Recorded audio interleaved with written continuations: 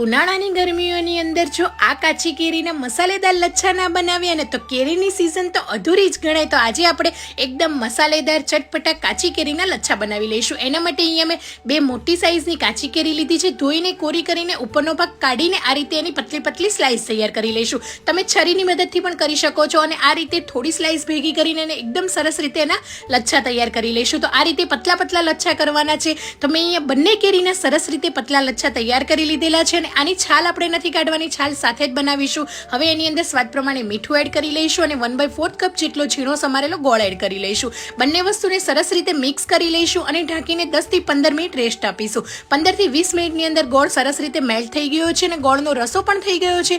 હવે રસાને થોડો એવો ઘટ કરવા માટે આપણે 1 મોટી ચમચી જેટલો ધાણા જીરું પાવડર એડ કરીશું અને અહીંયા 1 મોટી ચમચી જેટલું મરચું એડ કરી લઈશું. આની અંદર તમે તીખું મોળું કોઈ પણ મરચું એડ કરી શકો.